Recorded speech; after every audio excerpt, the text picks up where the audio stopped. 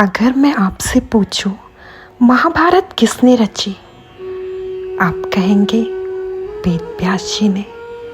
अगर मैं पूछूं वेद व्यास की माँ कौन थी, तो शायद आप रुक जाए। और यहीं से शुरू होती है वो कहानी जिसे इतिहास ने मौन महानता की तरह लिखा है। वो थी सत्यवती, एक स्त्री जो न कभी युद्ध में उतरी, न सिंहासन पर बैठी, फिर भी पूरी महाभारत की नींव उन्हीं की गोद से निकली थी। आइए सारा वृत्तांत जानते हैं। सत्यवती को अक्सर मछुआरे की बेटी कहा जाता है, पर सच तो ये है कि वो थी राजा उपरिचर वसु की संतान। लेकिन नियति ने खेल खेला, उनका जन्म एक मछली के गर्भ से हुआ। उन्हें एक मछुआरे राजा ने अपनाया और बिल्कुल एक राजकुमारी की तरह पाला। राजसी जीवन, संस्कार, सम्मान, सब कुछ मिला। उन्होंने अपनी बेटी के लिए वही चाहा जो कोई भी सच्चा पिता चाहता है, सम्मान और सुरक्षा।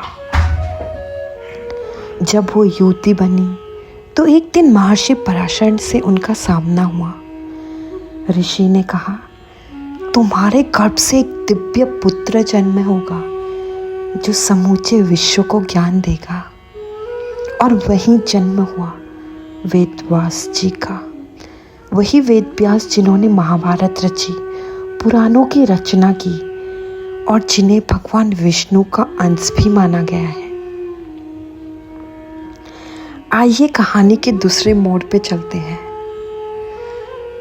बाद में राजा शांतनु सत्यवती से प्रेम करने लगे। जब वो विवाह प्रस्ताव लेकर आए तो मछुआरे पिता ने केवल एक बात कही,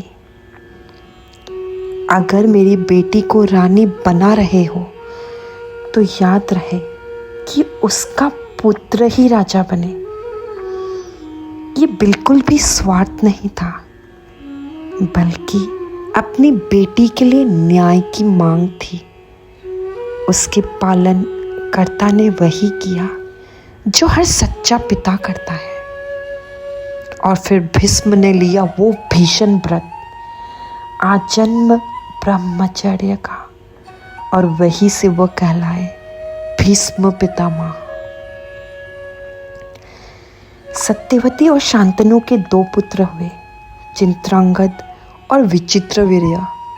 चित्रांगद शक्तिशाली राजा बने, लेकिन एक गंधर्व से युद्ध में मारे गए।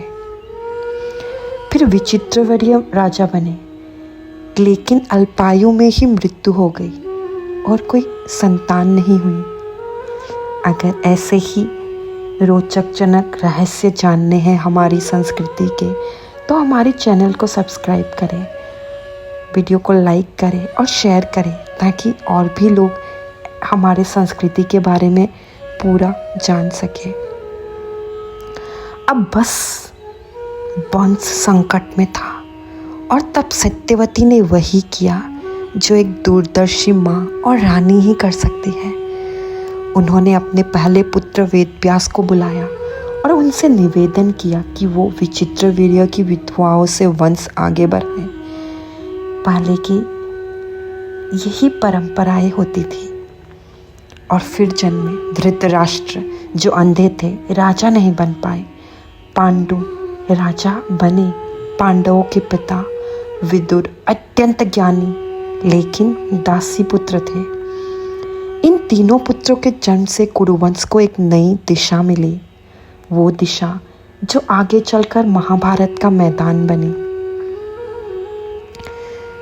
अब जब सत्यवती ने देखा कि राजनीति का स्वरूप बदलने लगा है, लालच और द्वेष बढ़ने लगा है, तो उन्होंने खुद को वानप्रस्थ में ले लिया। उन्होंने अपनी बहुओं के साथ वन जाकर योगबल से देह त्याग किया। सत्यवती को इतिहास ने अक्षर महत्वाकांक्षी या स्वार्थी कहा, लेकिन आज जब आप पूरी कहानी जान चुके हैं, तो वो आपको एक माँ, एक नीति नायिका और एक त्यागमयी स्त्री के रूप में नजर आएंगी। वो स्त्री जिसने वेदव्यास जी को जन्म दिया, भीष्म को पुत्र माना, राज्य को सर्वोपरि रखा और अंत में मौन होकर इतिहास को रच जाने दिया। जय सत्यवती।